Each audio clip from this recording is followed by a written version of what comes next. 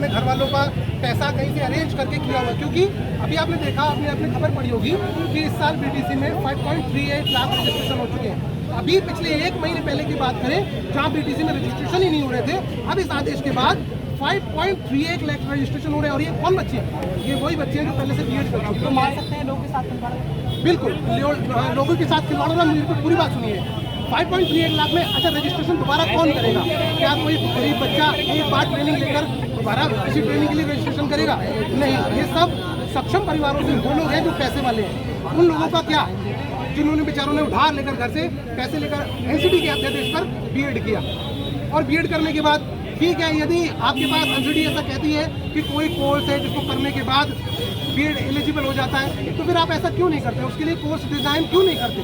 पहली बात तो बीटीसी को ट्रेनिंग ही बीएड दे रहा है, इतनी बात पर ही सारी बातें खत्म हो जाती हैं। जब ट्रेनर बीएड है, जब ट्रेनिंग का आयोजन करता ही बीएड है, तो फिर वो अनट्रेंड कैसे? और वो अनट्रेंड है तो फिर ट्रेनिंग लेने वाला ट्रेंड कैसे?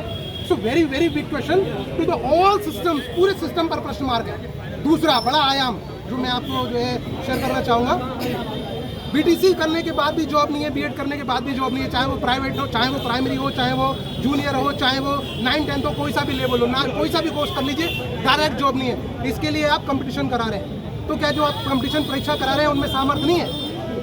क्या वो पेडागॉजी जज नहीं कर रहे हैं? यदि वो पेडागॉजी जज नहीं कर रहे तो वो परीक्षा हो क्यों रही है? उनका क्या औचित्य है? तुरंत प्रभाव से यूपी के सभी आयोग को निरस्त कीजिए, क्योंकि वो इस काबिल ही नहीं है कि वो किसी का योग्यता जज कर पाए। यहाँ पर जितने भी लोग हैं वो सब यूट्यूब, मैं खुद 7 बार यूपी टेट क्वालिफाइड हूँ। आज तक जितने भी सीटेट हुए हैं सारे मेरे पास क्वालिफाइड रखे हुए हैं। जितने सर्टिफिकेट आपको चाहिए मैं देने को तैयार हूँ। तो क्या सीटेट जैसी संस्थाएं, उनमें क्षमता नहीं है कि क्या वो पेडागॉजी चेक नहीं करती? यदि वो पेडागॉजी चेक नहीं करती हैं तो फिर मेरी योग्यता पर प्रश्न चिन्ह क्यों?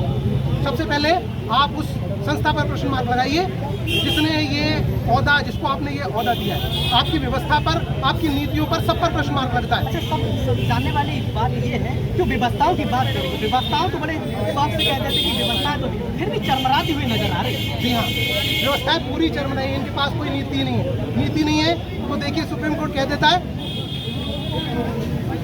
केंद्र सरकार के किसी कहने पर आपने बीएड को लागू कर लिया, तो इस प्रकार से तो जितनी नीतियां सब पर प्रश्न मार्क उठ जाता है। स्टूडेंट क्या जाने कौन किस नीति पर कैसे चीज को लागू कर रहा है, कैसे क्या पता है स्टूडेंट? जगह जगह जाते हैं, लोग पूछते हैं कि आपने क्या करना है, तो सबसे पहले जवाब होता है बीएड करना है। या जो लोग आप जब बताते हैं कहीं ना कहीं थोड़ी शर्म महसूस होती है, फिर भी आज यहाँ पर भटकने मुझे इस बात को समझना पड़ेगा कि आज भी ग्रामीण स्तर पर सबसे ज्यादा चर्चित कोई कोर्स है तो वो बीएड है। इसलिए आप हर तीसरे प्रश्न व्यक्ति से पूछेंगे जो जिसके पास मार्गदर्शन नहीं है, जिसके पास गाइडेंस नहीं है, वो बीएड को एक शैक्षिक अवसर की तरह मानता है। वो मानता है कि जब मैं बीएड कर लूँगा तो शिक्षा के लिए मेरे दरवाजे खुल जाएंगे। लेकिन यहाँ बात बड़े स्तर पर अवसरों की है और कोई बात नहीं है। सबसे ज़्यादा अवसर प्राइमरी लेवल पर आता है। अच्छा, 24 की बात करें तो क्या 24 में दरवाजा खुलेगा? देखिए, सरकार है, सरकार चाहे तो कुछ भी कर सकती है, और मुझे बहुत उम्मीद है क्योंकि जिस लेवल पर सरकार ने अभी तक डिसीजन लिए हैं, जिस लेवल पर सरकार क्वालिटी की बात करती है, उस लेवल पर इस मसले को सुलझना चाहिए, जिससे कि सरकार को ये सभी लोग खुलकर सपोर्ट कर सके, वो इनके हक में आए और 24 का दरवाजा उनके लिए भी खुले। तमाम लोग और भी हैं, उनसे मैं जानने की जरूर कोशिश करूँगा जिस तरह से जो लोग हैं और व्यवस्थाओं पर चरमरा पर सीधा सीधा